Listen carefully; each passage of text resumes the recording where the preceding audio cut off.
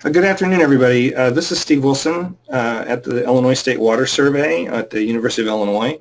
And this webinar is, we're here today for Well Care 101, what you need to know to protect your family. And this is put on jointly by the Water Resources Center and the State Water Survey through the private well class, which is funded and sponsored by the Rural Community Assistance Partnership and with funding through US EPA. So we're going to go ahead and get started. If I can figure out how to change my slide here. So one thing we wanted to point out, we have a relationship with NEHA, the National Environmental Health Association, and they've provided a way that if you're an environmental health professional and you're interested in getting CEUs for these webinars, you can now. Their guidelines are listed here.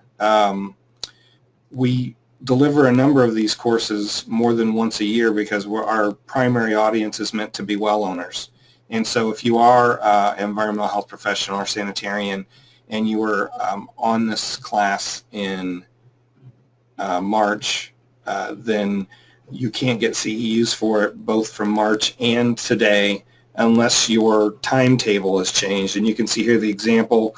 You can get credit today and again after 7/1 if your 2-year cycle with NEHA starts on 7/1/17.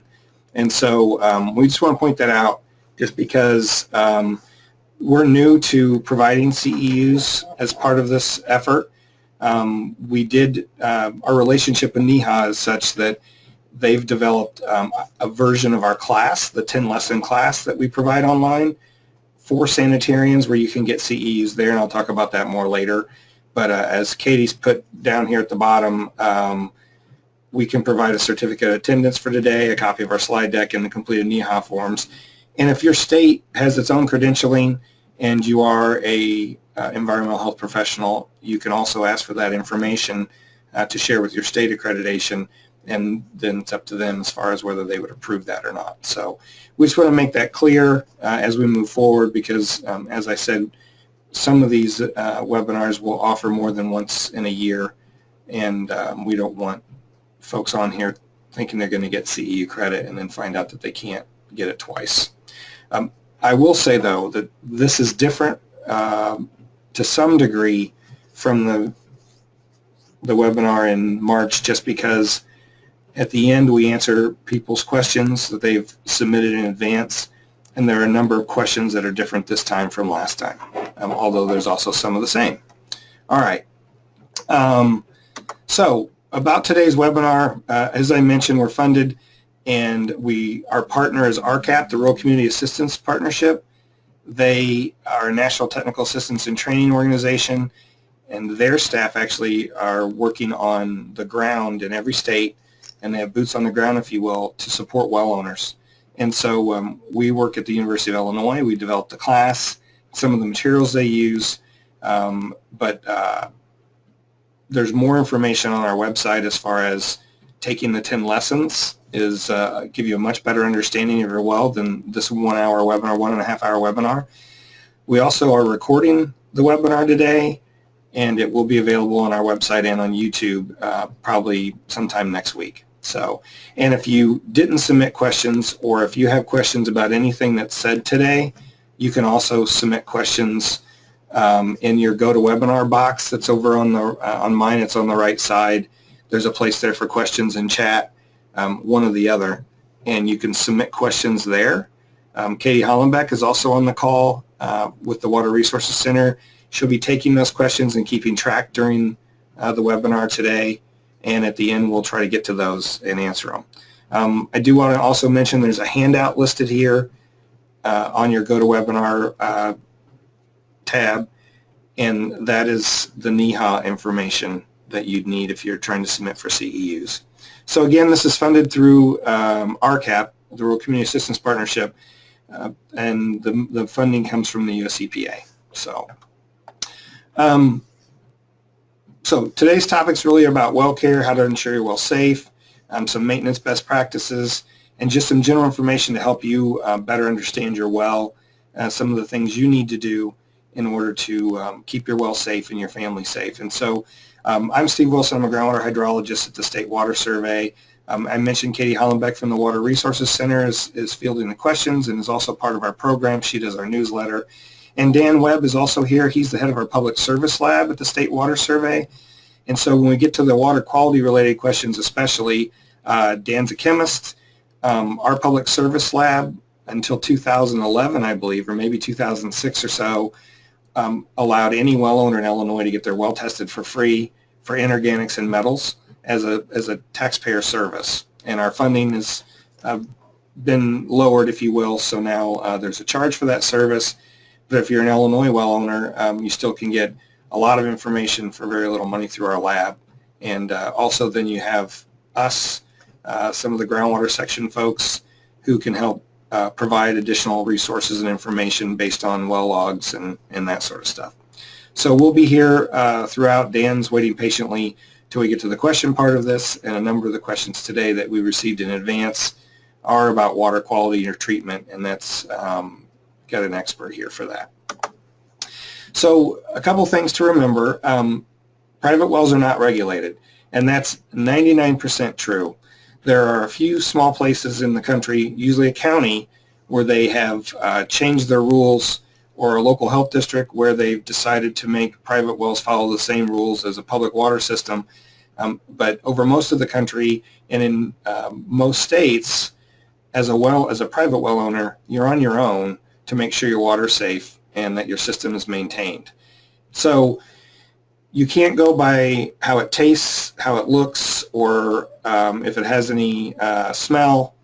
If it, a lot of times some of the things that might be harmful or a health concern are odorless, colorless, and tasteless, if you will. So I grew up on an old dug well where if it rained really hard, we had cloudy water for several days, which means that our well wasn't sufficiently protected at the surface, and we did have problems with bacteria in our well. Now I live in a community of about 150,000 residents. Our water system is for several communities that are together. So I pay $40 to $50 a month to get a community water supply water. So they do all the piping, all the pressure, maintain all the equipment, and test it regularly to make sure it's safe. As a well owner, this is your responsibility. And so the point is you need to be sure that you're doing all those things, just like my community water system is for me. And I do, our water system is a groundwater system as well. So some considerations about well information. Typically, a deeper well is better, and it's considered better mainly from the standpoint of being deeper and further away from the surface. And so the logic is if there's any spills on the ground, or there's cattle or your septic system or anything being sprayed on a field, the deeper your well is as far as where the water's coming from means it's more protected, there's more soil and geologic material for it to go through in order to get to your well and your water and be a concern. That's not always the case because there are naturally occurring contaminants in geologic formations, uranium, radium, arsenic, some of those things. And so that's another reason why you should always test. And your local health department and maybe even your state geological survey or other state agency that deals with well logs and drillers and all that stuff should have an idea of areas where there might be some of those concerns. Other things to consider is your location on the landscape, especially when you have a shallower well. The best example I always give is you have this nice rural subdivision that's close to a river. It's pretty, it's scenic, it's kind of on a hill, and all of the land slopes towards the river. If you're the last house on the end that's on the highest point, then all the water's running the other way through your community or through your subdivision. So if you have a shallow well and everyone has a septic, then the natural groundwater flow in the water table is probably going to be towards the river. And so it really depends on where you're at, whether that might be a concern for your well or not. So it's just, being aware, understanding how water flows. And another piece of that is groundwater flow direction. In an aquifer, which may not be the water table, typically isn't, the flow direction can be completely opposite of the land slope. So it could look like you're going downhill, but underneath the ground, maybe at 100 feet, below land surface, the flow direction in the aquifer is the opposite direction. So understanding that, or if there's a way to find that information out, gives you an idea of where your water's coming from and where it's been, where it might be recharging to get into the aquifer, and then if there's any concerns there. And lastly, just being aware of the areas surrounding your well. And I'll show an example of Minnesota's law on setbacks for certain potential sources of contamination. But there's just common sense things. You don't want your well near where you're storing chemicals, in the middle of a livestock yard, or in the middle of a field. Although we see those almost every day, those exact situations. So understanding that you want to keep potential sources away from your well. Your well should be in the middle of your yard with nothing around it, so it's accessible. I know wells that are properly constructed are supposed to be grouted, which is putting clay or cement around the outside of the casing in the borehole to help keep things from going around the outside of the casing and getting down to where it can reach to get into your water supply. But grouts can fail, or they can go out into the formation, and it's just better to always have the land sloping away from your well and keeping anything that might be a contaminant far as away as you can. The other issue about wells, a lot of times, most people, if they weren't born in a particular home that had a well, or they've bought a house with a well, the house could be 10 years old, or it could be 60 years old, or it could be 100 years old. And the well typically was put in when the house was put in. So understanding how old your well is, it may work fine, it may still produce great water and all those things, but the well construction codes aren't the same today as they were 30, 40 years ago. And so what that means is it may not have the right protection at the surface. And so we still find wells in pits. We still find hand-dug wells like the one I grew up on that my grandpa hand-dug in 1933.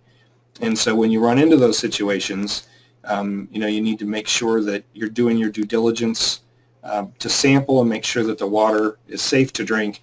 And also in the case of a hand-dug well or a well in a pit, they're really a safety hazard. And we have situations all the time where folks fall in, or livestock falls in, or something caves in, where it's should be fixed and brought up to code if possible, so that it's safe and there's no way that anything near the surface can get in your well. Because you could have a 600-foot well, but if at the surface it's not properly protected and things can get in your well, then it doesn't matter. It's still going to contaminate your well. Here's some examples. The one in the top left says rotting plywood gave way over a well and a woman fell to her death. This is from the Washington State Department of Ecology. So in Washington State, the Department of Ecology is the state agency that regulates drillers and well construction, and they have a blog where they put information like this up. I've used a number of their examples because it happens more frequently than you think. But this well, you can see there's a siphon or a funnel there, and there was a concrete block over a little hole in a piece of plywood. It looks like there's some insulation lying around. There's an old broom in the corner. This isn't a safe way to have your well, regardless of the fact that the plywood gave way. It's just, it needs to be properly protected so that nothing can get in your well. We find rabbits, snakes, mice, everything else in wells because they're not properly protected at the surface.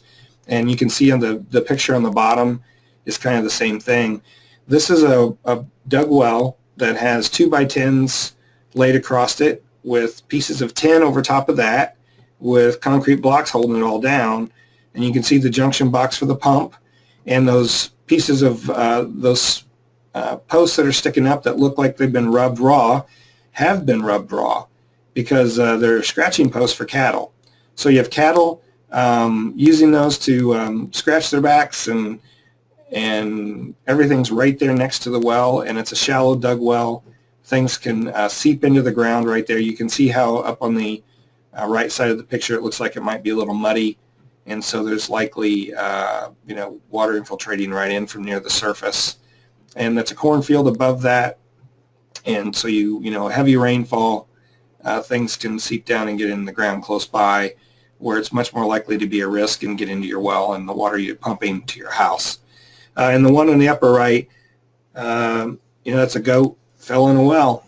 And these people, it's just a lot of things like this can happen if you're not properly taking care of your system. And that's the point. So what should you do? You should bring these wells up to code if you can. At least make sure that it's sealed at the surface and protected so that things can't get in. And I mean a lot smaller than goats, more like bacteria or anything else. If you have a properly constructed well and it's got a proper well cap, there's a rubber seal that runs around that you, when you tighten those 5 or 6 bolts down, that seals that well. One thing that most people never think of doing is changing that rubber seal, but especially if you're in a cold climate, every winter, then summer, winter and summer, those things get brittle and crack just like any other piece of rubber, and eventually it's not as sealed as you might think it is. So, and if you have a well that's in a pit, or especially a well in a pit, bring the pipe up to the surface, fill that pit in with clay grout, install a pitless if you need to, which a pitless adapter allows you to basically pump water into your house from 4 or 5 feet below land surface. And the whole point of a pitless adapter is so that you don't need a pit in cold climates where you might have freezing problems for your pipes. And you can talk to your well authority, if you have one, your county health department or local health department or a contractor, to find out what you can do to make that more safe. And we had a person contact us from New Hampshire that used to work for us, and she was considering buying a house, and they went and had the well there sampled and sent the results back to us, and Dan and his staff looked at it, and they came back to me and said, man, this looks like this is surface water, not groundwater. And so I called her back, and she said, I told her that, and she's like, oh yeah, there was a big rainstorm the night before. So it was clear that well was getting direct infiltration from near the surface from the rainwater had got in the well enough that it made the water look like it was rainwater. So, it is an issue. Anything on the ground, that means it can get into the well, and that's just a situation you want to avoid. The other piece is abandoned wells. I grew up in the country on a farm.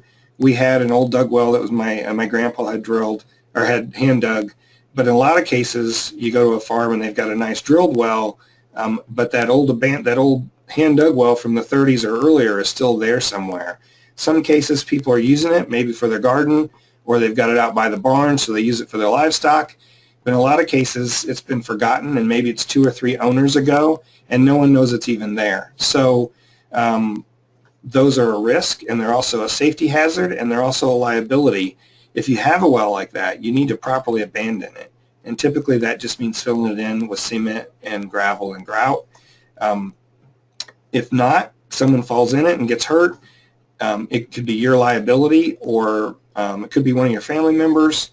And the other issue is it could contaminate the aquifer if it's just an open hole. So like a pit, they're a safety hazard and a potential source of contamination. And in most states, there's laws that say you need to fill those in and properly abandon them. Unfortunately, in most states, there's not enough state wherewithal to actually go out and enforce those kind of rules, so it just doesn't happen. Here's some examples from things that have happened to abandoned wells. Again, these 2 pictures are both from the Washington State Department of Ecology and their blog. And there's a horse that fell in a well, and the fireman there rescued a man who fell 45 feet who luckily was not hurt, however that happens. But these 4 newspaper clippings, 3 are from Illinois, and the third one is from Midland, Texas, where Jessica McClure. Everybody raise your hand if you remember when baby Jessica was in that well for 18 hours and it was covered live on CNN. But these other 3 are all from regional papers in Illinois, and I guarantee you the people in Galesburg didn't know that this happened in Springfield, and the people in Springfield didn't know it happened in Galesburg, even though they're from the same year. And so it just doesn't make national headlines, at least it didn't in the day. And so it happens more frequently than people realize. And so that's why abandoned wells are such a risk. And part of why we stress that in our program is the dangers they pose. So as far as basic well care, if you don't have the wherewithal to manage your system, then you should definitely be using a licensed well driller, pump installer, or contractor. If you're going to open your well, there are certainly folks who have had a well maybe their whole life, or their parents did, and they understand what they need to do. And it certainly will save you money if you're able to manage your well yourself. But the point is, and we certainly recommend, like for disinfecting your well, if you can do it yourself, you should. But if not, need to consider that it's an investment. A new well can cost anywhere from, in some states, $6,000 to $8,000, to in other states more than $25,000. And so you want to make sure that it's working properly and it's maintained. And so it's not something to mess with if you don't have the experience. And I guess that's the point here. There are a lot of documents available in your state about guides for what to do and how to drill your well. This is just an example. The other issue here is make sure in a number of states you can drill your own well. In Illinois you can, but you can only use it for your own personal use. You can't go out and drill for anybody else unless you have a license. And there's a reason for that. And that's because you've got water quality concerns. You could affect other people's water if you contaminate the aquifer, and it's just not something that the average person should be out there doing. So know the rules. If you're drilling a new well, make sure that your driller's licensed. Make sure they understand the rules. And one thing, in case I don't have it in here, if you're having a new well drilled, make sure that your contract with your well driller says that you get a copy of the log. I take that for granted in Illinois because our records are public, but I've learned that in a number of states, the drillers don't necessarily give their well owners their logs. And then later on, when they want to find it, if they have an issue, they can't get them because depending on the state, they don't keep great records, or they don't enforce drillers submitting logs to the state. And so unless your driller gives you that log, there's a lot of valuable information there, especially if down the road you have a problem and you're trying to figure out things. A lot of well owners can't even tell you how deep their well is, and having that log is critical information. As far as basic well care, this is a typical drilled well, and it's got a nice well cap. It's in the middle of a yard. It's properly sealed. The bolts look good. All those things. We'd want the land to slope away from the well in all directions. So a lot of times when you install this, they mound dirt around it so that even rainfall within 6 inches of the well is going in the other direction. Most of them have vents. Make sure if it does that your vent has a screen, and if not, then that's a pathway for bugs and other critters to get in. It should be elevated above the ground. This looks like a nice flat area, but if your well's susceptible to flooding at all, then it's important that your well be elevated so that if there is flooding there, it doesn't overtop the well, where it's more likely to get in and contaminate things and cause bacterial problems. So you should inspect your well annually. Look at the annulus, which is so when you put a well in, let's say this is a 5-inch well, you drill maybe a 7-inch hole or an 8-inch hole, so that when you put the pipe in, then you seal the area that's outside the well but inside the borehole, and that's the annulus. And so it's supposed to be grouted. Most states have rules on how you grout a well. Not every state, though. Pennsylvania doesn't, Alaska doesn't. And so making sure that that's properly sealed. And grout is basically a clay or cement mixture that doesn't allow water to move through it very readily. And so you fill that with clay grout, and that way water can't run along the outside of your casing down to where your screen is if it's a screened well, or to where your well seated in the bedrock if it's a bedrock well.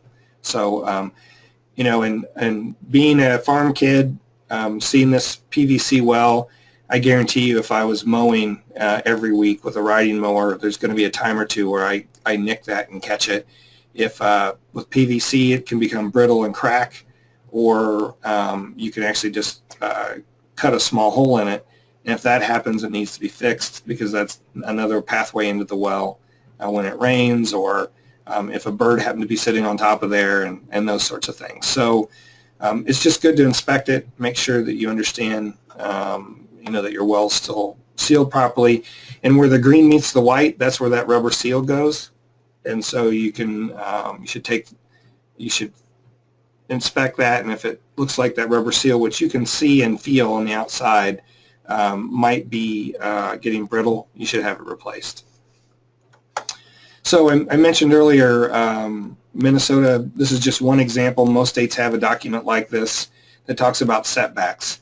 And this is the law in Minnesota. If you're going to install a new well, it has to be this many feet from each of these sources.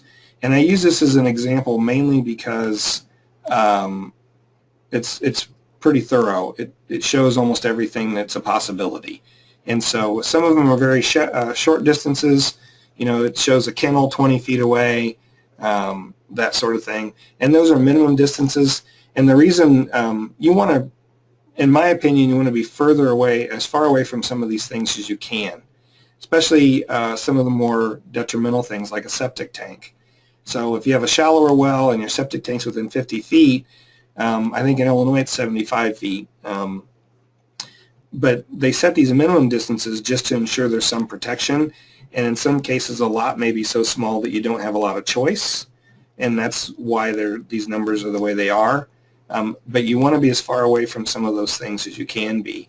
And if you happen to have the information to know that, yeah, I'm putting my well in an aquifer that's at 85 feet, and we know from the State Geological Survey or the State Water Survey in Illinois that in this particular water the flow direction is east to west, then it's better to put your well on the east side and your septic on the west side, so that the natural groundwater flow isn't from the septic to the well, but the opposite way. And then even if there's some sort of breach or issue where water from that's in the septic leach field that should be very shallow makes its way down into the aquifer, it's not going to necessarily affect your well. So here's the bottom half of that figure.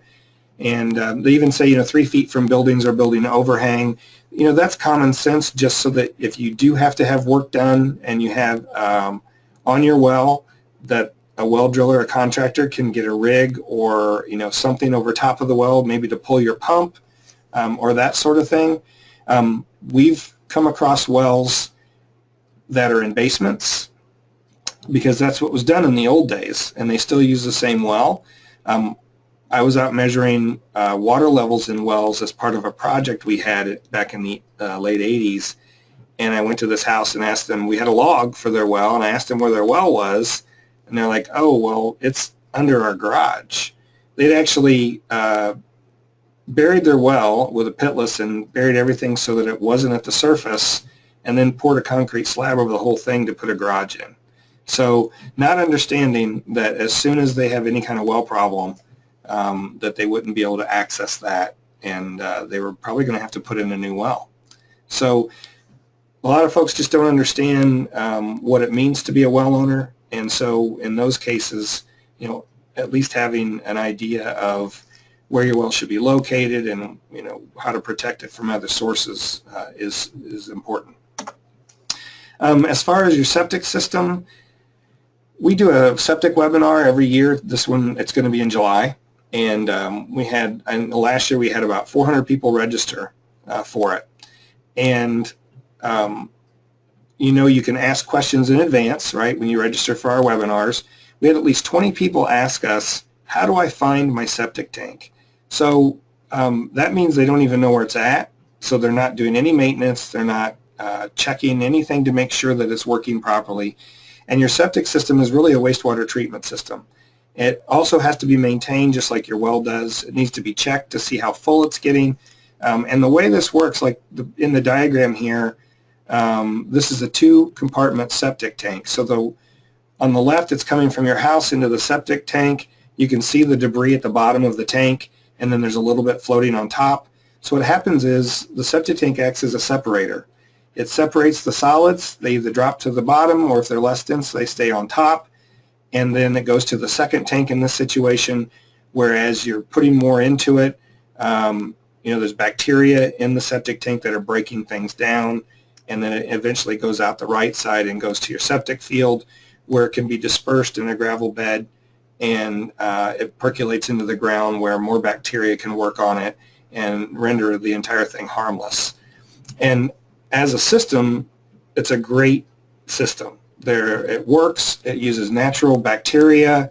You shouldn't have to do anything to it as long as you maintain it. But those solids that are in the tank keep building up and keep building up, and if you don't take care of it, eventually they'll clog. In this case, with the two compartments, they'll clog the line between the two, or if it's a one-compartment tank, it can clog the line going out, and eventually it fills up, and your septic tank stops working. Then you start having flow come out of the top of your tank, which people notice because they have this nice green spot or where their tank's supposed to be, or even maybe the grass not only greener, but maybe it's a big wet spot in their yard. Or worst case, it clogs up completely and it starts backing up into your house, or especially if you have a basement, sometimes that happens. So they need to be maintained, and by maintained I mean they have to be pumped on a schedule so that you're removing those solids and it can function properly, so it has the volume there to do its job. So some other things you need to do: maintain the area around your tank and your drain field. There's an inspection port and a manhole to give access. You should make sure that those are always available. Only grass around it. Don't drive over it, either your septic tank where it's supposed to be or your drain field. That consolidates the soil and compacts everything and makes it such that it can't naturally percolate as well, or could actually even crack a pipe, or that sort of thing. You should reduce the flow to your septic system as much as you can, and we're not talking about trying to conserve when you flush, but some people have their softener backwash or have a whirlpool in their sump going into their septic tank. What that does, the softener backwash provides another problem in that it puts a lot of, can't put chlorine and stuff in your septic system, which kills bacteria. But it also, increasing the flow means that the bacteria don't have as much time in your septic tank to break things down. And the idea of a septic tank is that it's sitting in there, there's bacteria in there from our bodies that break all that down so that it can be harmlessly put back into the environment. You should only put wastewater in your septic system. So if you have a garbage disposal and you're on a septic, then you should have the time that you use in order to, before you pump your tank. And what I mean by that is, so depending on the size of your tank and the number of people using your system, there's a table that you can look this up online that'll say, if it's a 750-gallon tank and there's 4 people in the house, then maybe you need to pump your tank every 3 to 4 years. If it's more than that, or it's more, if the tank's smaller or larger, then it changes that dynamic, if you will.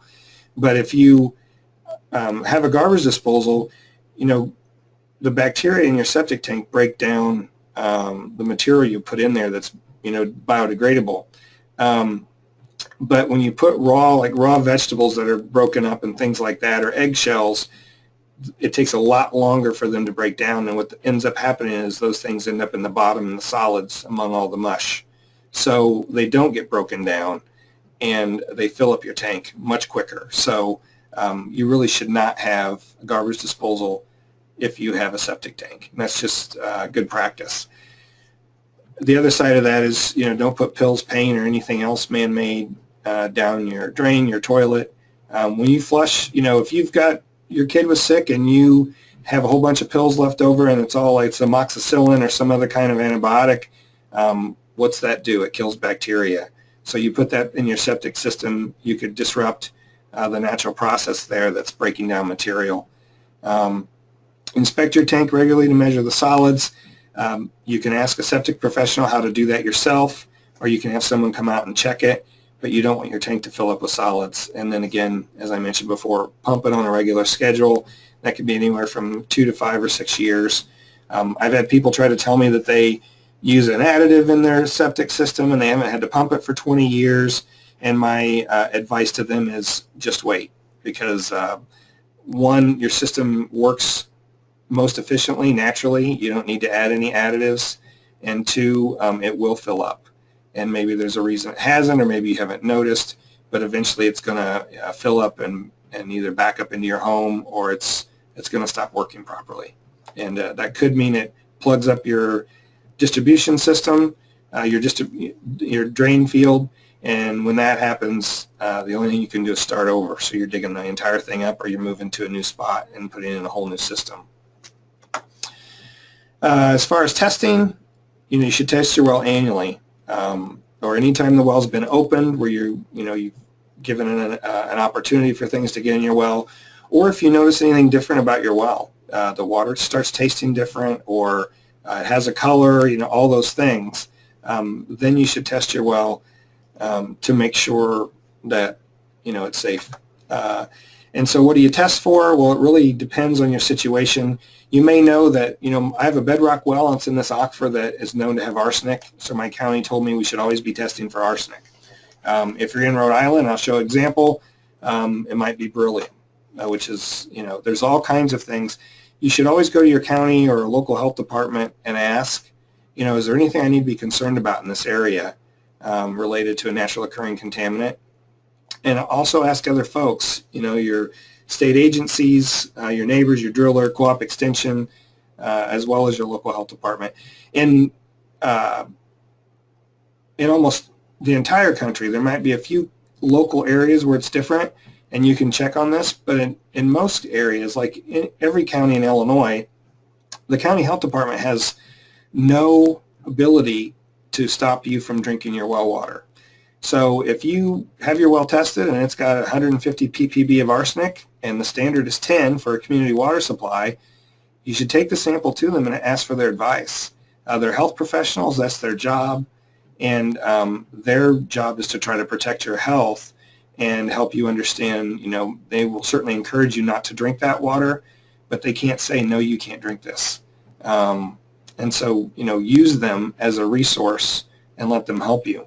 Don't assume that, some of those folks are out to, cause you a lot of financial harm, if you will, because they might tell you need a new well. And they may tell you need a well, but that's completely up to you. So what we recommend, and I'll show on the next slide what we recommend testing for, but sample for coliform and nitrate annually, coliform bacteria and nitrate annually.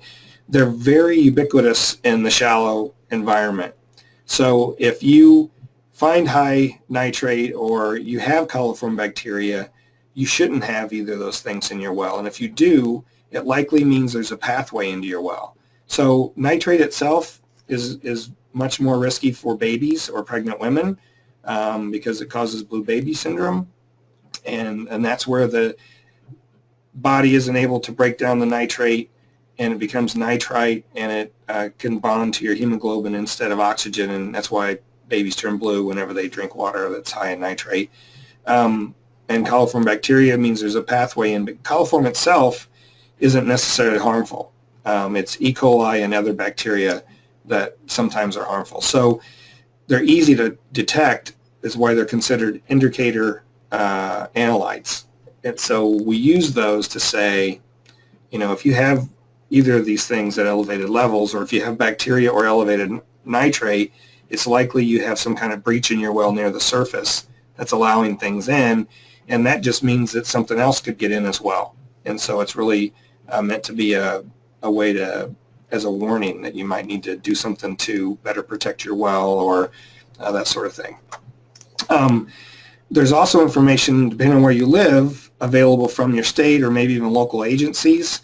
Massachusetts DEP has this nice website where you type in your address, and if you're on a bedrock well, it tells you whether you're more likely or not to have either arsenic or uranium in your well. And you can use this to decide what you might want to sample for. We would normally not tell people to sample for uranium, but if you live in Massachusetts and you are in one of these areas, then you definitely should, just to be sure. So, and this is the one I mentioned about Rhode Island earlier. Hopefully everyone can see these colors. The little circles that are all throughout the state are where there used to be apple orchards or some kind of orchard, and until the 50s, the most common pesticides used were arsenic-based. And so especially the soils in these areas are contaminated with arsenic. And the big splotch that's in the middle third of the state is where there's high beryllium. And I say this every time, until I found this on their website, I didn't know that beryllium was a regulated contaminant. You just don't run across it. It doesn't come up very often, but it has health effects, and it is regulated by the EPA for community water supplies. They have to maintain a level below a certain limit in order for it to be considered safe. And so if you happen to live in Rhode Island and you're in this area, I would test your well for beryllium just to be sure that you're underneath the MCL, the maximum contaminant level that's been established by the EPA. And I should say, too, that all the MCLs are a standard that we recommend for private well owners, but they aren't an MCL that's enforced for a well owner. So if you have, the standard for arsenic is 10 parts per billion. If your well has 20 parts per billion, I can say, your well's over what the EPA considers safe, but I can't tell you, and nor would I, that you can't drink it anymore. That's up to you to take care of. But if I were a community water supply operator and my arsenic level in the water I'm serving my customers was 20 ppb, then I'm required by law to lower that and add treatment to make sure that what I'm serving is less than that 10 parts per billion. So that's the difference. A couple more examples. The University of Wisconsin at Stevens Point developed this website that's a GIS-based thing for the Wisconsin DNR. They have private well sample data, and they've put it into this nice tool that, I clicked on display arsenic by county, and it shows what the average level is for the number of samples they have. And you can see there's one county up there by Duluth, Minnesota on Lake Superior where there were none detected. And that could mean there's only a few samples, or it could mean that there just is absolutely no arsenic there. So, but it gives you an idea as a well owner. If I lived in Wisconsin in one of these counties, I could look here and say, okay, if I live in this particular county where it's red, I probably should make sure I sample for arsenic, since the average value's twice the standard in those areas. So, and I believe the counties that are not colored at all mean that they have no data, which means there's been no private well samples that they've collected information for. And yeah, so that's just, that's the way it is. And this database grows over time as more samples are collected and as the state does more work looking at some of these chemicals and constituents. And the last example, this is the state of Washington. Their Department of Ecology has this really nice website. They publish a lot of the data and make it publicly available. And so here's 2,300 or 2,231 locations that I've selected out of all of them those are the blue and white ones, where I can click on that and see what the water quality is. And for some of these you can see on here, I can click to a link to see the actual well log. So they're developing a much more robust integrated system, but as a well owner, it provides me with a lot of information and resources about my well and all the people that live near me. So it may be that my well was low in arsenic, but everybody else around me is fairly high. Maybe I want to consider getting another sample in 5 years or 3 years or something. So it's great information. Or if I'm moving to Washington State, I can take a look at this and decide, do I want to buy a house with a private well if it's in this certain area where maybe, there's some issue. So, yeah, the point here is look online. You may find information. There may be things available through one of your state agencies or some other source, a university, where there's information available to you. So here's what we recommend. So as I mentioned before, sample for coliform and nitrate annually. And again, those indicate a pathway into your well.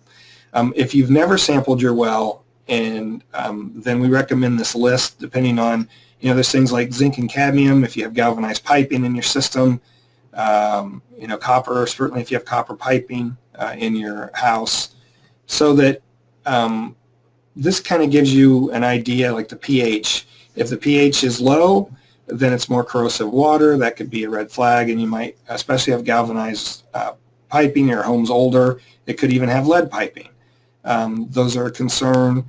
Natural occurring fluoride happens, knowing your hardness. Some of these things will help even if you're going to add a softener or just whether you need a filter or not, TDS and turbidity, especially, give you an idea of whether or not you might want to, and I know in one of the questions that Dan answered was about when to use a filter, and sometimes you might want to add just even a sediment filter to protect your other equipment and things like that. And so this is kind of what we recommend, as well as coliform bacteria, so that it gives you an idea of what your general groundwater quality is in your well.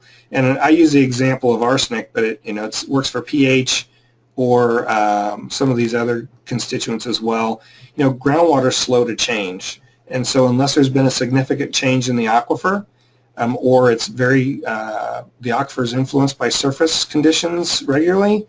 Like I've got a monitoring well network in Illinois where if I go out and measure the wells today, we established this network in 1993.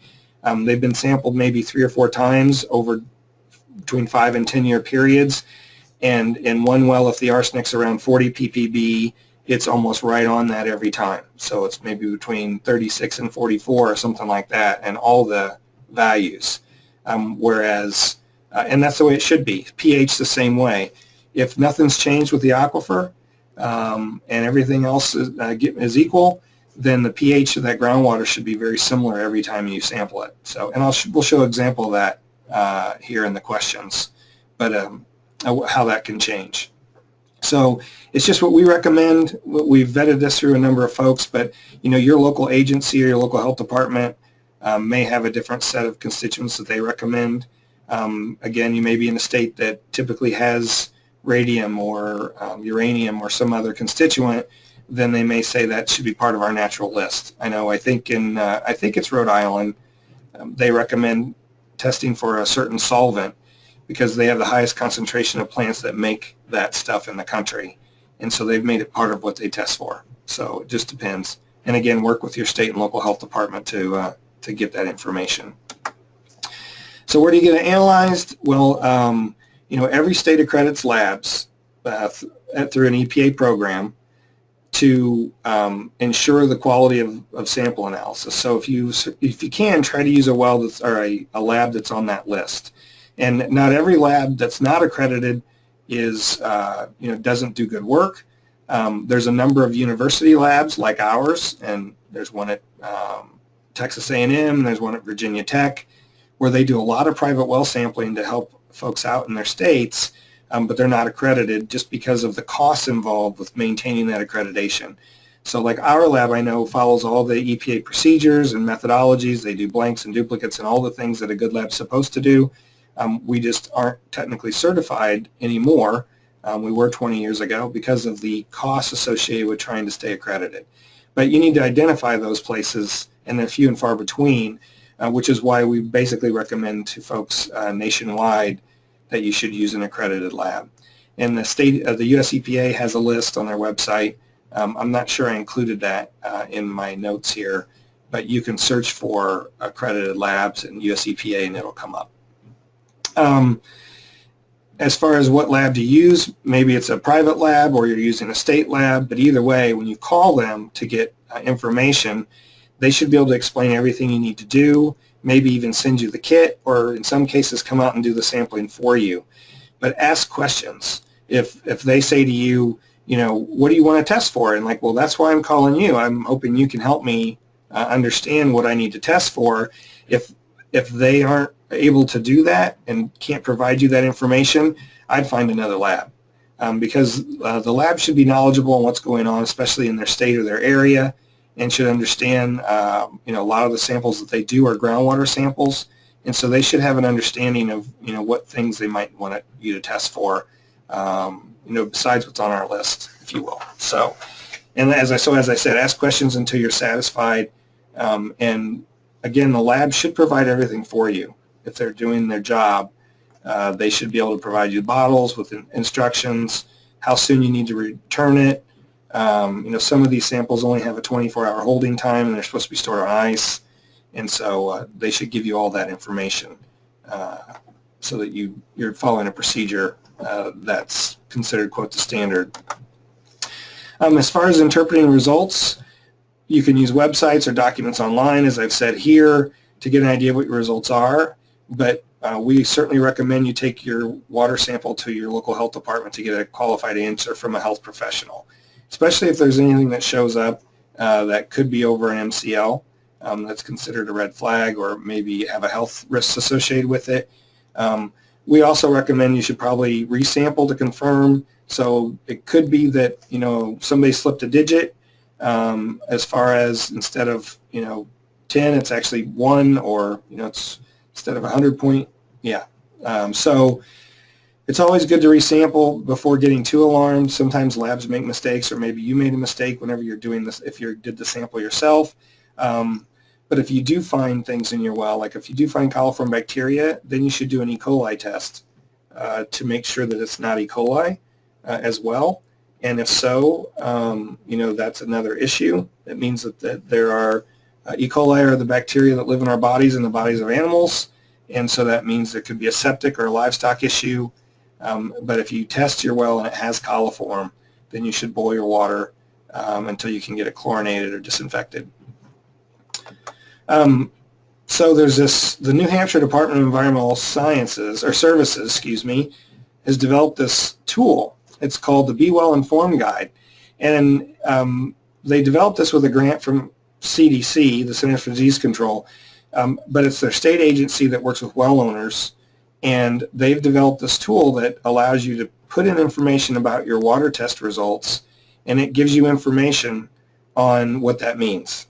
So it compares everything to the EPA standards for community water supplies, which I've been calling the MCLs, the maximum contaminant levels, but it also recommends types of treatment, which is a step further than any of the past versions of sites like this. And they also, it's really well done. And again, it doesn't substitute for meeting with a local health professional or your state health office. But if you click on this button at the bottom where it says enter your water well test results, in this example, I just put 15 micrograms per liter of arsenic, and you can see there on the units my choices were milligrams per liter, micrograms per liter, parts per million, or parts per billion. So for our private well class that we have online, there's a pre-test, and we've had over 5,000 people take our class, and about 4,000 have done the pre-test because it's not mandatory. And one of the questions on there is about converting units, and only 27% of all the people who have taken that quiz got that question right. So like me, once I got out of school and I'm not using some of my math every day, sometimes it's hard to remember all those conversions and you get things wrong. So the one advantage of this site over some of the other ones that we may have recommended in the past is a lot of those made you convert to milligrams per liter or parts per million before you put in a value. And that's hard for us. And you may not even notice that you're supposed to do that, and it's in micrograms per liter, and you put in 15, and it's actually reading this as milligrams per liter. That's 15,000 micrograms per liter, which the standard is 10. So to me, having this option where a lab may report things in different units is really valuable to a well owner, because you can just click on the down arrow and you can put the right units at whatever it says on the analysis sheet that you're given. And so it's a much better option for at least making sure that you're not making an entry mistake or that, some of those things. So so whenever I click on that, then it gives me a result and says it's got a red X. The value of 15 micrograms per liter, which is 0.015 milligrams per liter, is higher than the standard, which is 0.01 milligrams per liter, which is 10 micrograms per liter. So these kinds of treatment are recommended, either point-of-use arsenic absorption media or reverse osmosis, and both of those have benefits, and in some areas may be more effective than others. One may be more effective than the other, and so it gives you some place to start if you have that issue, and you can put in the full suite of things that you've analyzed for, and it'll tell you about all of them. So it's really a useful site, and it's called the VWellinformed tool. It also, as you go further down the page, it tells you, health concerns based on this is a state agency, so it's not like it's some vendor trying to sell you equipment, and what standards you need to look at. So like NSF ANSI Standard 53 is for absorption media. Those are usually GAC filters, carbon filters, and Standard 58 is for RO. You can then go online if you're going to add, say, a kitchen GAC filter or RO unit. You can go in and then look at the vendor, whoever that may be, Brita or whoever, and see if it meets those standards. And you will pay more for a filter that or a device that says it's ANSI Standard 53 certified, but then you're assured it's been tested and it actually removes what it's supposed to remove. So there's some safeguards in place there to try to help folks get to ways to eliminate that from their water. So again, these are only tools, as I mentioned before, and they're for typical waters. So you may have an odd water supply. Who knows? Maybe you've got saltwater intrusion or there's some other issue going on. So you should always take your result to your local health department to get a qualified answer. And as I said before, health professionals want to help. That's what they're there for. And they want to also, help you figure out how to ensure your water is safe to drink. They can't tell you to stop drinking it, only make recommendations. So, and if you're concerned about that, ask them that as the first question. Now, I want to show you my water sample results, but I want to make sure if I show you my results, do you have any legal authority to tell me I can't drink my water? And in almost every case, they're going to say no. So, and then, yeah, they understand that. So, in our class, we provide information about some of the basic kinds of treatment and how they work. And the important thing here is if you add treatment or if you have treatment, it only works if you maintain it.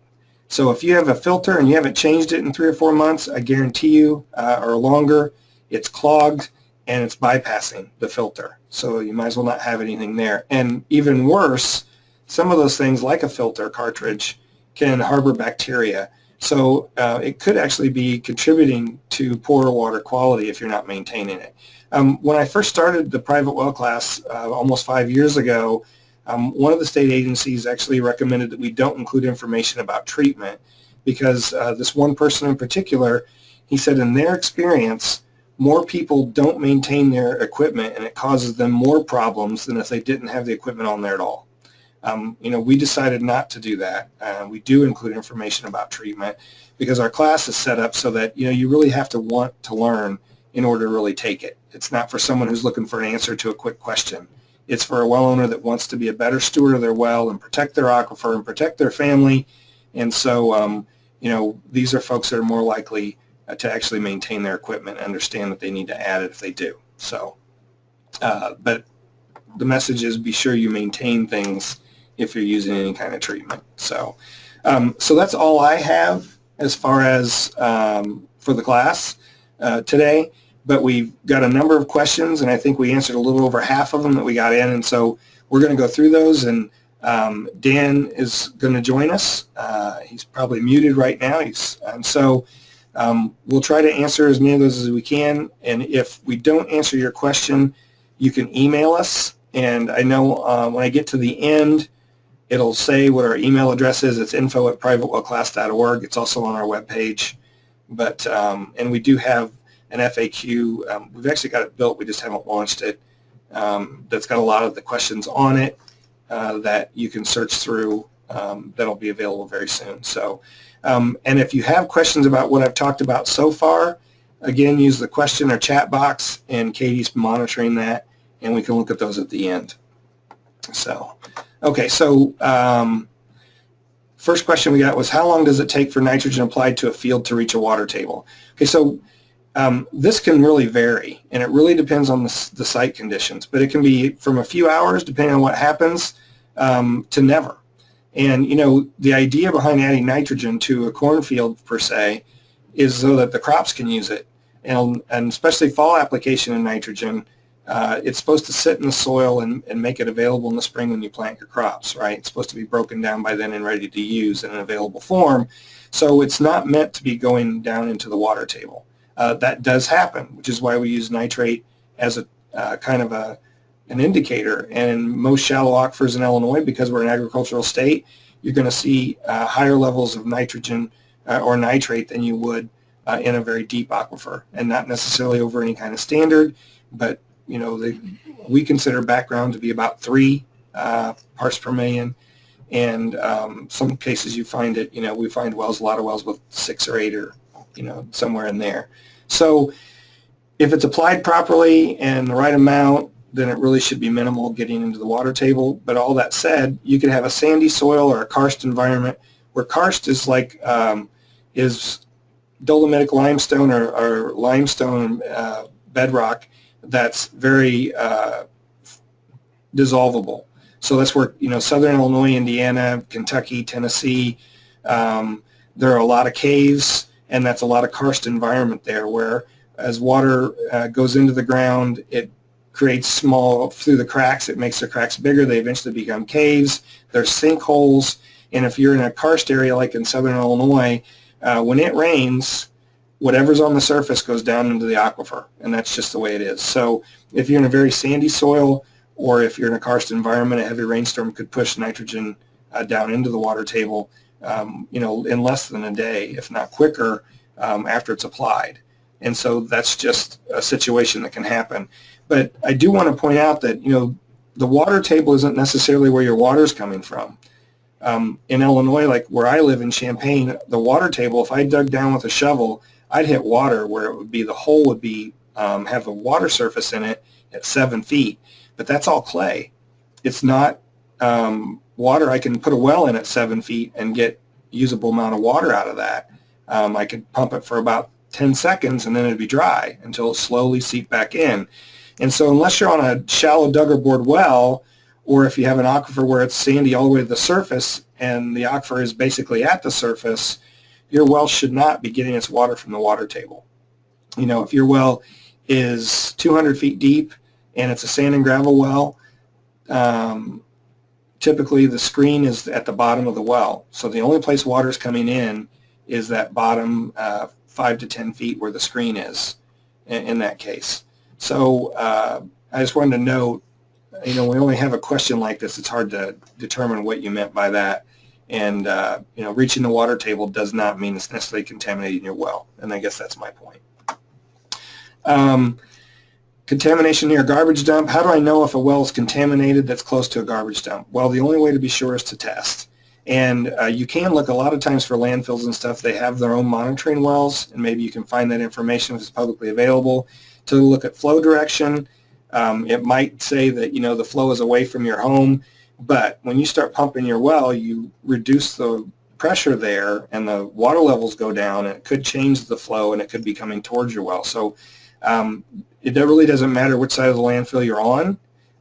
If you're near a landfill and you're concerned, the best thing to do is to test your well.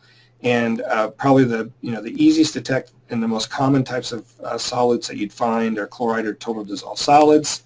And if those are high, they're easy to test for, then you should probably contact your local health department and tell them you have a concern that you might be your well might be contaminated, and ask about follow-up sampling and what you should do next, and they should be able to help you. Dan, anything to add there?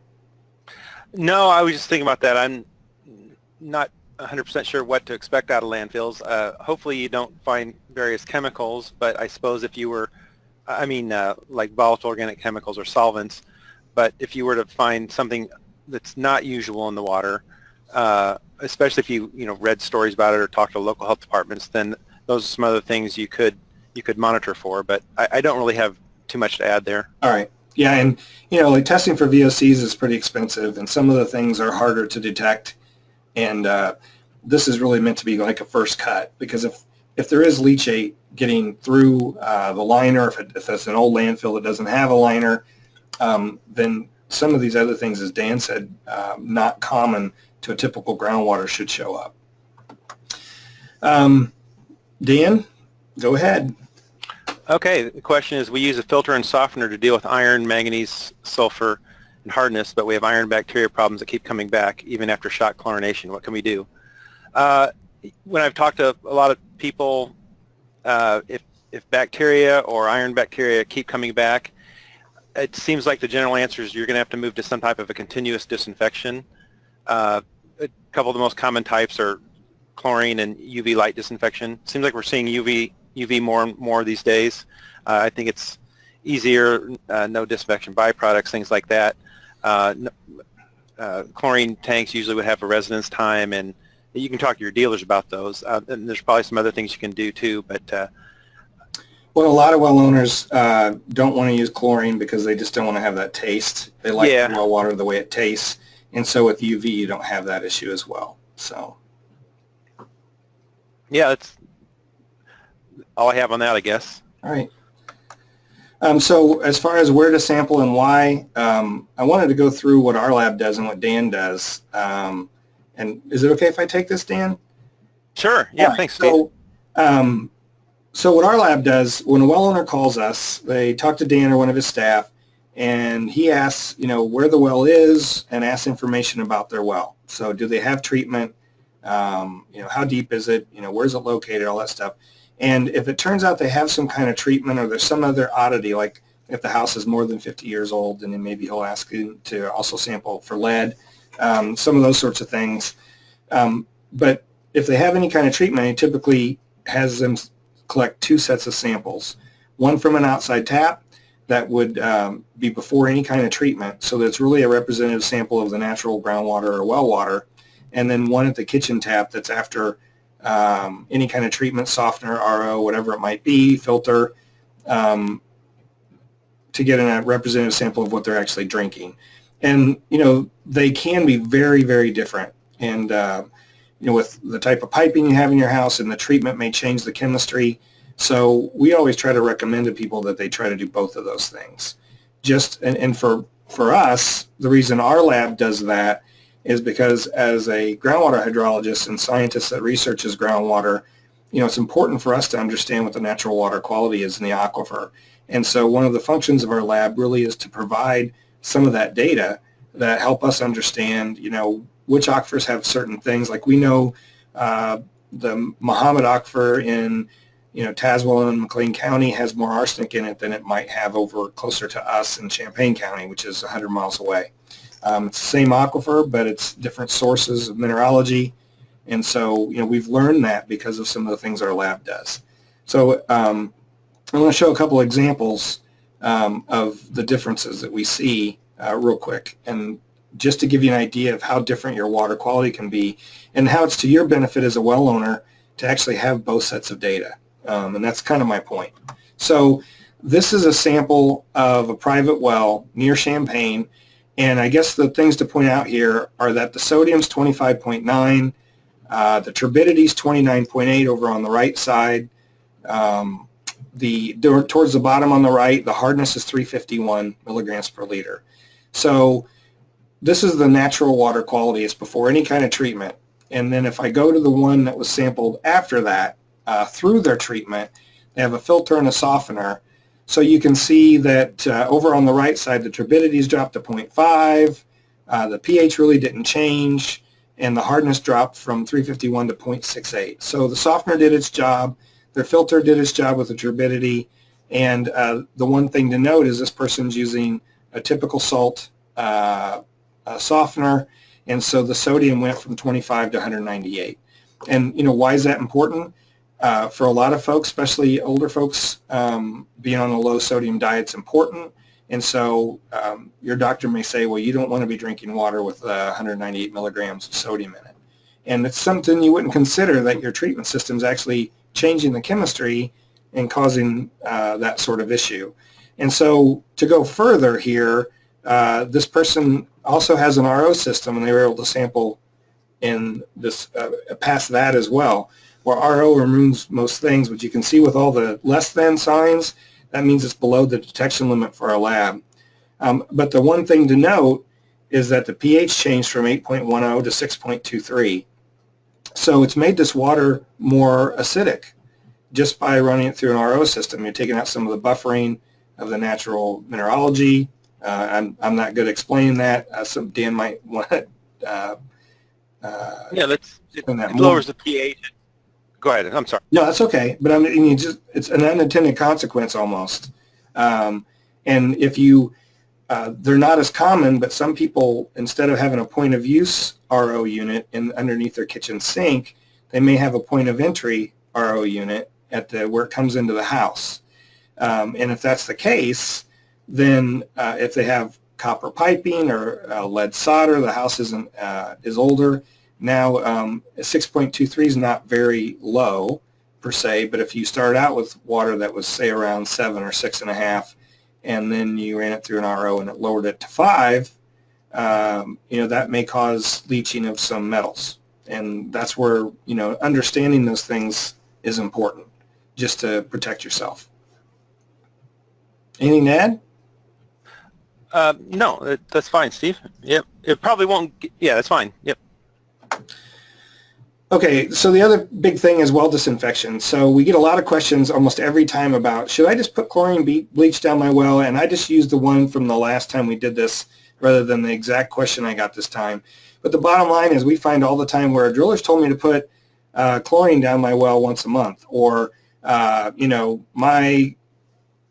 even sometimes whoever, my health department or somebody, somebody told me, my neighbor told me that I should just every spring I should put bleach down my well. Well, it's really a bad idea to do that. So there are a lot of different brochures and pamphlets and guidance documents on how to disinfect your well, but the bottom line is you don't need to disinfect your well unless it has bacteria in it. So the first thing you should always do is sample your well. And if you sample it for coliform bacteria and you don't have any, then you don't need to add any bleach. There's no reason to. Your well is meant to work as it does. Nothing needs to be disinfected. The point is when you disinfect your well, it's to kill any bacteria that might be in your well. So if you don't have them, don't do it. But Minnesota, their Department of Health has this really useful guide on how to do this properly. So you don't want to put chlorine straight, even Clorox or whatever down your well. It's too concentrated. It can affect rubber seals. It can cause leaching of metals. There's a lot of things that can go wrong. If you do it regularly, you're going to wear out your pitless or maybe your pump sooner than it normally would. And so you need to mix it at a certain concentration. And this guide basically tells you how to do that. If you go on our website for the private well class and look under resources, you'll see there's a resource page for each of the 10 lessons. And if you go to lesson 10, water treatment solutions, this guide is there. It's linked to. So it's free. It's publicly available. It's from Minnesota Department of Health. They have a lot of wherewithal in their state to provide information for well owners, and they do a lot of good work in that respect.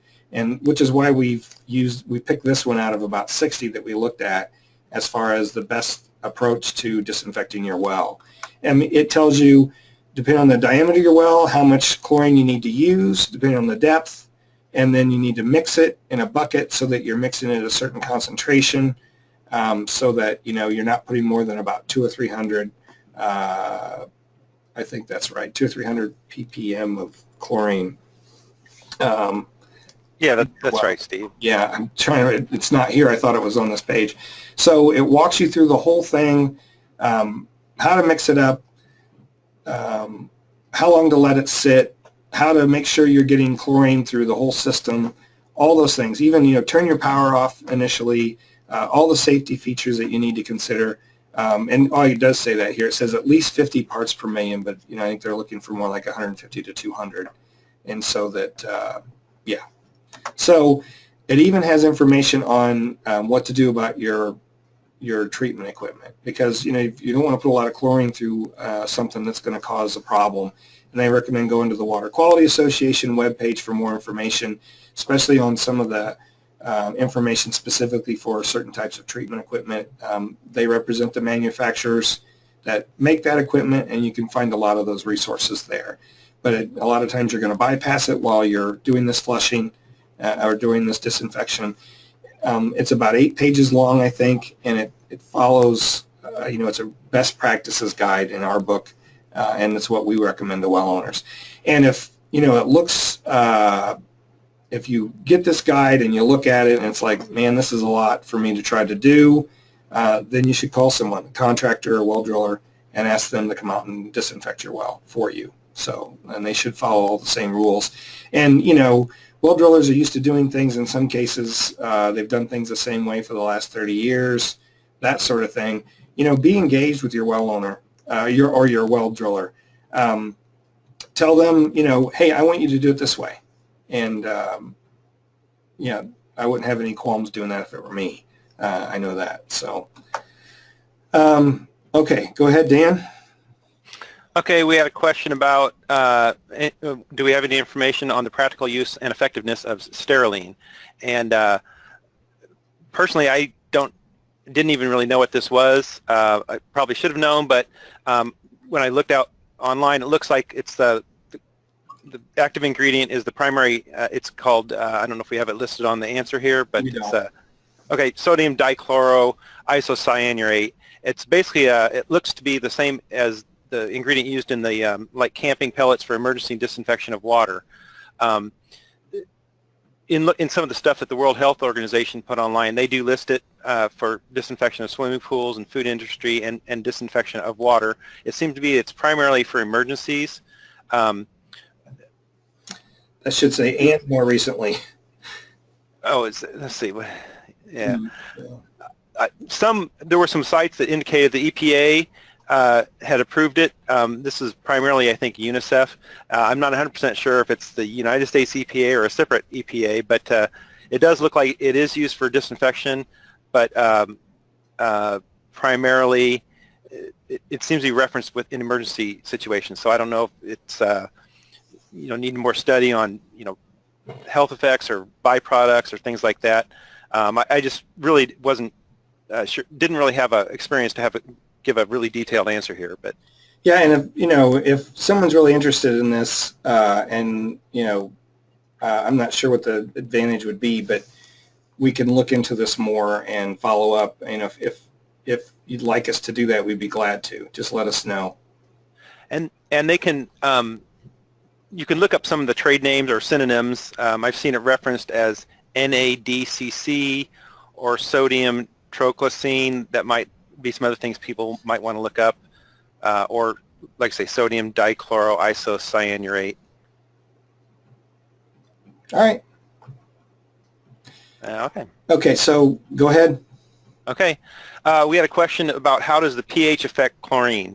I'm assuming they're talking for disinfection purposes, and so that's kind of how I answered this question, that when the typical chlorine in water exists, it's a function of pH, and typically exists as either hypochlorite ion or hypochlorous acid.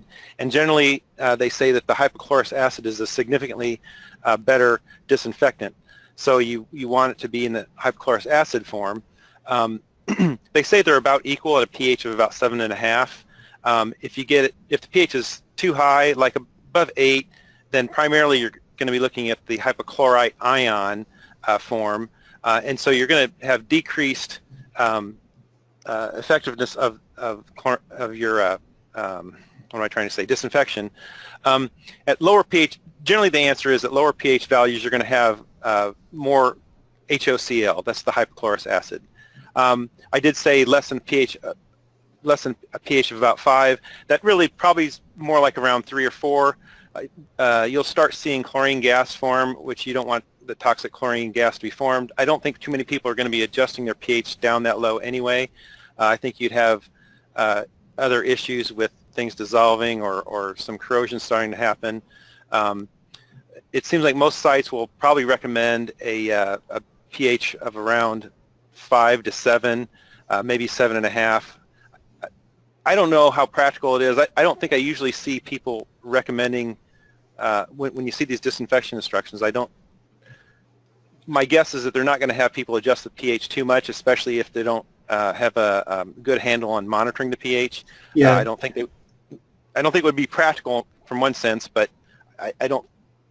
Go ahead, Steve. What were you going to say? I'm going to say most people aren't they don't regulate their pH of their water. I'd say it's very rare. Yeah, a lot of your pHs are going to be up around 7.5 to 8, maybe 8.5. So where there's going to be a lot of hypochlorite instead of the hypochlorous acid, but I think there's going to be enough. I'd have to look into it more to see what they say about this exact feature, but I think the general understanding is if there's enough of the free chlorine, then it'll be good enough. The Michigan Department of Environmental Quality had a pretty good discussion of this, and with a table of the pH effects. And Steve's listed the website there. So. Well, and if somebody, I don't expect people to try to write this down. If you want this link, just email us, and Katie or I can send that to you. So, all right, thanks. Sure. Go ahead. Mine too? Okay. What type of, the question is, what type of filtration system should I have for my well? Well, that really depends on what you're trying to filter out. And that's where testing comes in handy. It'll help you identify what you might need. We like to say at least a sediment filter. That's pretty easy to put in. It's easy to change. It'll protect any future water treatment equipment. Personally, I have a sediment filter, and it's a 5-micron filter. It seems to work pretty well, and I do get a lot of stuff trapped on it. So I whenever I change it, which I just did last night, I think about all that sediment that could be running into my softener. Another common filter, if there's a lot of questions on how do I remove this, how do I remove that. Reverse osmosis seems to be a pretty common filtration system if you have concerns about nitrate, or there are some things it's not as effective with, or arsenic is one, but it can be effective. But anyway, I would recommend a sediment filter. If you have nuisance problems, which a lot of people around here do with iron and hardness, you could probably get by with just a softener. You probably wouldn't have to add an iron filter. A lot of times the softeners will take the iron out. But if you had a lot of iron, you might have to add an iron filter too. But I would say pretty typical would be a sediment filter, a softener if you want that water, and perhaps a reverse osmosis unit if you are concerned with certain things. All right. Thanks, Dan. So Sure. Before we go, a little bit about our private well class. A lot of times I find that if I have people raise their hand as far as, are you familiar with our class, they think that these webinars are actually our class. They're not. There's 10 lessons. They're PDFs. You sign up via email, and it's a self-paced program. It's free. You sign up, if you signed up right now at 2:23 p.m. on Thursday, you get a new lesson every Thursday at 2:23 p.m. It's all set up like a marketing strategy through one of those online services. But it sends you this PDF that's walks through how does water move through the ground, how does it get in my well, what are the well types, everything that as a well owner will help you understand how your well works, why that's important for you to know, and then those sorts of things. So if you go to privatewellclass.org, and there's 3 tabs near the bottom. One says email, one says audio, and one says video, I think. Click on the email link, and you can sign up there, and it'll send you the lessons. There's about 80 pages of material there altogether, and it's certainly useful stuff if you haven't taken the class yet. And this is that page. When you click on Enroll in Class, at the top, you can do it that way too. And we just ask for a first name, email address, and the drop-down for where you live is just a list of states. And part of that is just because we're funded by the US EPA and through RCAP, and it's important to them to understand and know that we're reaching people all across the country. And so we keep track of all that stuff. So, and I think we've had about 5,200 people take their class so far. And so it's been pretty well vetted as far as what people think of it. There's an evaluation at the end if you so inclined, and that sort of thing too. This is the front page. As I mentioned a second ago, you can click on Learn by Email. We also have podcasts for some of the lessons, and then we have a videos page that's got 2 types of videos on it. One are the webinars like today that we record and then put online and make available. So if you couldn't make it today, someone who planned to come and couldn't, they can watch this later. It'll be up sometime next week. And the other thing we've developed are some short videos that are on a specific topic, like how does my pressure tank work, or what is a sand and gravel aquifer, that sort of thing.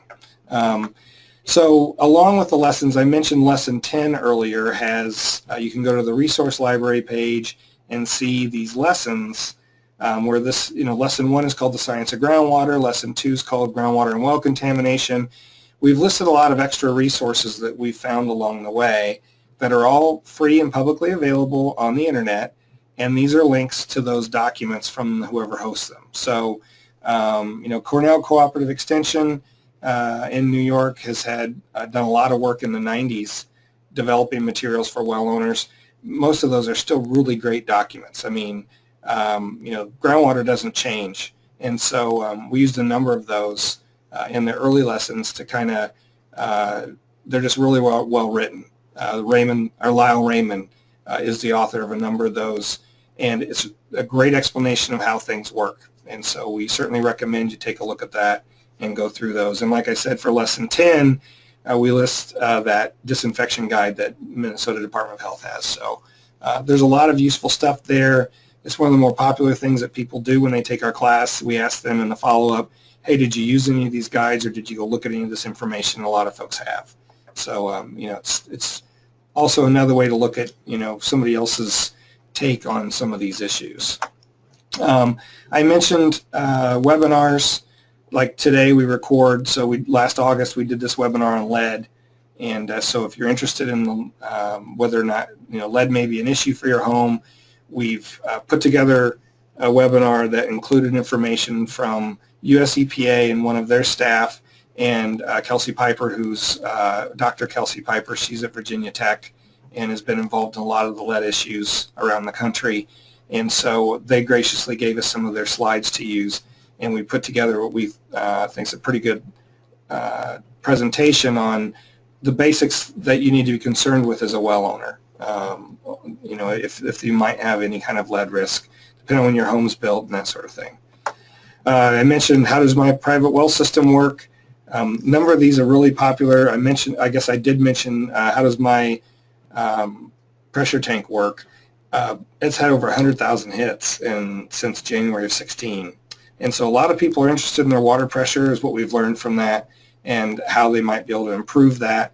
And, when you're on a private well and you're out in the middle of, in a rural area especially, that's all you have for water. So if you have low pressure or your pressure is not consistent, it can be pretty frustrating, and you don't have any other options like you might in a community. So hopefully some of that stuff's pretty helpful to people. And I may have started to mention this before, but the goal of our program really is, to help well owners understand why their well is important, why they need to understand how it works, and so they can use that information to protect themselves from risk and their family. So, public health is an important issue. Sometimes wells get blamed for some kind of health issue that's going on in a local area when, it very well may not be any of those things. But you can protect yourself. The best way to do that is to ensure that your well is safe, it's properly sealed, and all the things that we've talked about today, and that you're sampling to know what you're drinking. So that's the idea. So it's all about being aware. If you don't have your well log, you need to try to find it so that you have an idea of how deep your well is. If you have a 200-foot bedrock well and a 200-foot sand and gravel well, next side, the difference there is the sand and gravel well has a screen in the bottom, say 4 to 10 feet. So the water's coming from 190 to 200 feet below land surface. If you have a bedrock well that's 200 feet, you might only have 30 feet of casing, and then the rest of it's an open hole because you're in the bedrock.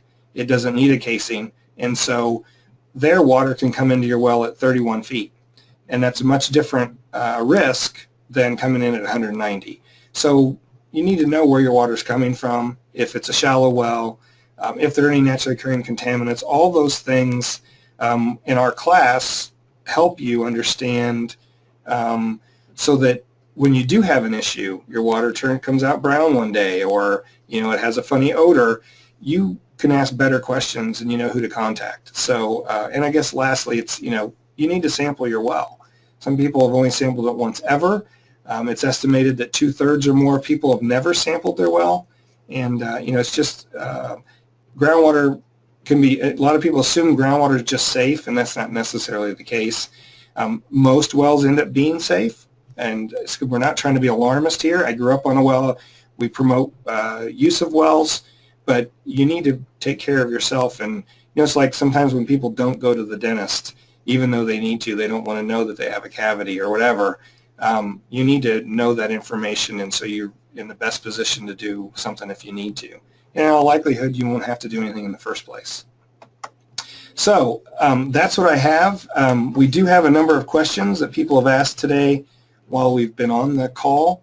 So I'm going to slide this over and make it a little larger here so that we can answer those.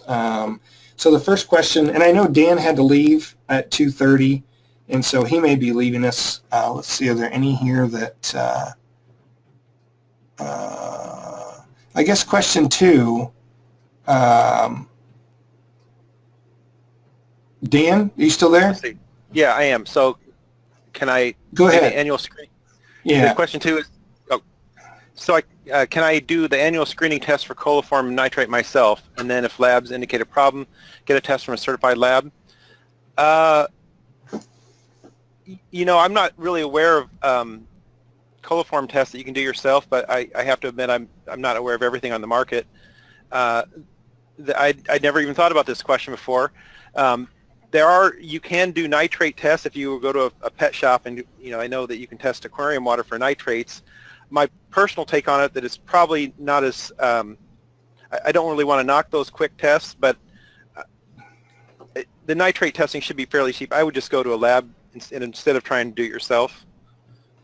And there are some kits that are better than others is the bottom line. We've even we've studied where we tested different kinds of those kits you can buy in a store, and some of them are color-based. I'm colorblind, so those don't work for me.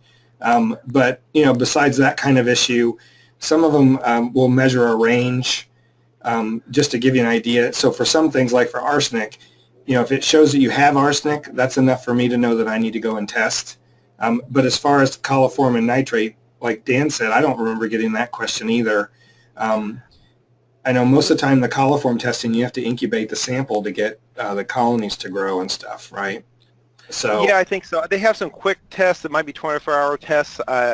They might be presence, absence. I just don't know if I've ever seen them sold for consumer purposes. And I would say that from our perspective, if you use one of those kind of tests, I would want to look online and try to find some legitimate authority that says they really work.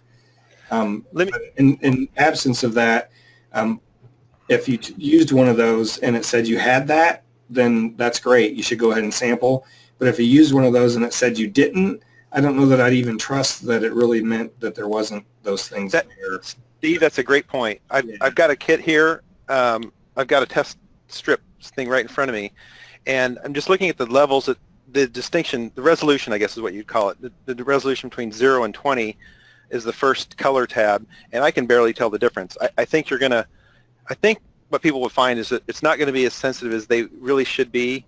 And I guess if people are going to do it, I should mention, especially for nitrate here, the test kits, it's really important to understand the difference between nitrate and nitrate nitrogen. It's probably too detailed to get into a long answer here, but basically the test kit I'm looking at right now expresses the result as nitrate, whereas a lot of your regulations are expressed as nitrogen, and there's a difference. It's about 4.5 times. So with nitrate being, it's too much to get into right now. You can read about it online. Well, email us and we can, Dan can send you his phone number and you guys can have a talk about it. So sure. All right. Thanks, Dan.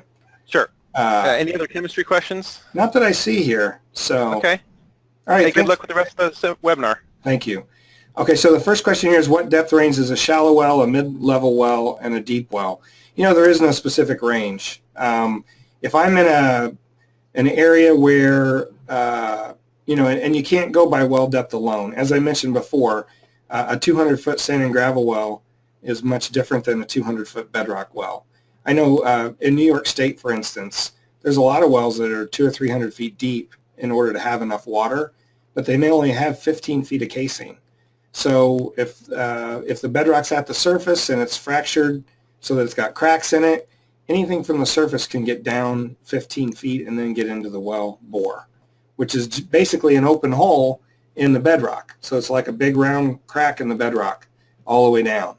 And the reason wells are drilled that way is so that you can take advantage of the fractures so that water will run in the well.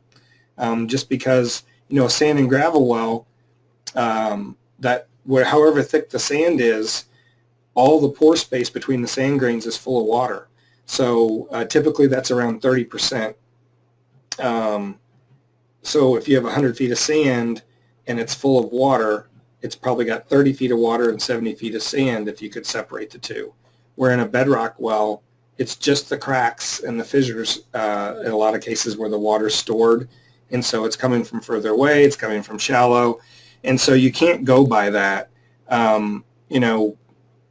So there is no really good definition of, when I say shallow well, I usually mean a dug or bored well. Those are typically less than 50 feet deep, but they're also not getting water from an aquifer. They're getting water from the water table. The reason you put in a large diameter dug or bored well is because there is no good aquifer to use in that location. So I know that's not a great answer as far as answering your question, but I don't know that I don't know that that question really has a lot of value depending on the situation, whether it's clay soil at the surface versus sandy soil.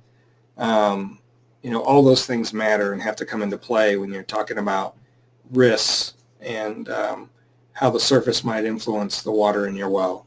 So, okay, so how important is monitoring water levels? Well, that really depends on where you live. In some areas it doesn't matter at all from the standpoint of whether you have enough water. But if you have a low flow well, when you design your well, if it only will pump 1 or 2 gallons a minute, you don't want to put a 5 gallon per minute pump in it, for instance, because you'll continually pull the water level down below the pump and eventually burn up your pump. It's good to know that you have enough water in your well, though, especially if you're in an aquifer that maybe isn't as extensive. We have, for instance, right here where I'm at in Illinois, we have 3 sand and gravel wells sitting on top of each other, and they're separated by clay. So the bottom one is sitting on bedrock, and it's about 100 feet thick. Then there's a layer of clay that's between 20 and 50 feet thick, and then there's a smaller, thinner aquifer of sand and gravel that's in places non-existent to maybe as much as 40 feet thick. And then there's more clay, and then near the surface there's another sand and gravel aquifer that's much less extensive than that even. In most places it's less than 10 feet thick. So all of that matters, because as you start pumping water and your neighbors start pumping water, or if there's any kind of high capacity water use, that sand only has so much water in it. And if there's enough use, you're eventually going to dewater the aquifer. You're going to lower the water level enough that it gets below your pump. And so it kind of depends on the situation, and your driller is probably the best person to tell you, oh, you've got plenty of water here. And your well log also can give you that information. We have another presentation where I talk more about well drilling and well types, and you can look at that on our videos page, look at those webinars. But like on Illinois well logs anyway, they're supposed to pump the well to determine the capacity, or at least an idea of the capacity. So it'll say pumped at 10 gallons a minute for 1 hour. The static water level was 6 feet. The pumping water level was 20 feet. And maybe it's a 100-foot well, or some variation of that. Or if you're in a really good sand and gravel aquifer that has a lot of water yielding capacity, it may say I pumped for 10 gallons a minute for an hour, and it went from 20 feet to 20 feet. It wasn't even enough pumping 10 gallons a minute to change the water level. So if you have your well log and it has some of that information on it, you can get an idea of how, quote, good your well is on the issue of how much your water level drops or goes up. I know in some areas where, so for instance, there's a well owner in Colorado who lives on one of the on the side of a mountain on the western slope of the Rockies, and his well only pumps about a half a gallon a minute. So in order to maintain water flow, he installed a 3,000 gallon cistern, and he put a very small pump in, and he basically pumps continuously at a pumping rate that's just under half gallon a minute, so that the well doesn't go, the water level doesn't drop below the pump, and it pumps all the time into that cistern. So that then he's got a pump in his cistern, and every morning and evening when he's using water, or he's doing dishes or laundry, there's enough water that's built up in that cistern to actually use it for those things. Because if you just relied on the pump and you didn't have a large storage, you can do the same thing with a pressure tank. But it'd have to be a really big pressure tank. Or sometimes people have an extra storage tank in their basement when they have a low flow well. So, if you have a specific situation, I'd be glad to talk to you about that. And it's always good to know what your static water level is and your pumping water level if there's a way to determine that. But again, that also then depends on the pumping rate. So, okay, I've wore that out, I think. Sorry about that. Our new well is in a cold climate. Are there any signs or warnings that the pipes might be starting to freeze? Or with today's modern pipes, is it less of an issue? The pipe has nothing to do with it, whether it's PVC or what, lead or some kind of metal pipe. If you've got, depending on where you're at, so like here in Illinois, most of the time I think they install the pitless at around 4 feet, and that's well below the frost line, so that even in a hard winter, the ground's not freezing all the way down to the pipes. If you don't have your pipes below the frost line, they will freeze. It's just physical fact that, the well I grew up on, and we had a little well house, and it was a shallow well, so all our pipes were in the well house, were on top in the building itself. And if our power went out, our pipes froze. And we had actually a propane tank that we kept down there so that we could keep that little building warm inside so our pipes didn't freeze. And sometimes that didn't work, or we didn't know about it till the next morning, and our pipes busted. All those sorts of things. There is no modern pipe unless it has a heat tape on it that will keep pipes from freezing. You need to make sure that the pipes themselves are in a spot where they're not ever going to freeze. So, how does the septic tank effluent contaminate the well water again? So the septic tank, whenever, it runs through the septic tank and it goes out into a drain field where it percolates into the ground.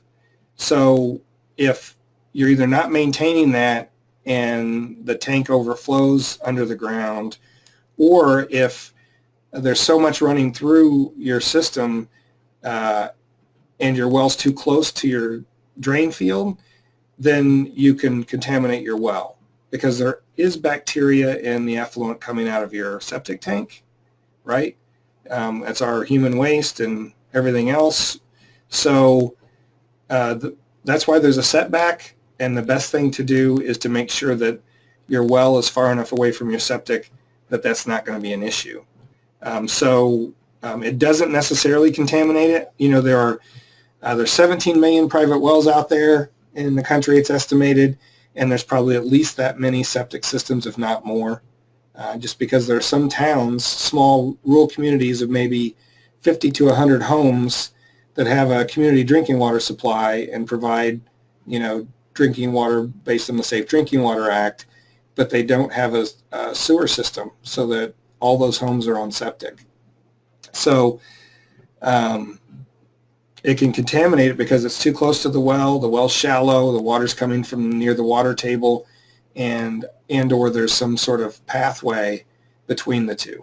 So that's the best way I know how to answer that. All right, so with that, it's 3:15. We've been over for a little bit here. I appreciate everyone who hung on and participated today. And if you have any further questions, there's the email at the bottom there, info@privatewellclass.org. Feel free to contact us and follow up. That's the same email to use if you're looking for information about your CEUs. And if anything comes up, let us know. But thank you for attending. And with that, I think we'll end the webinar.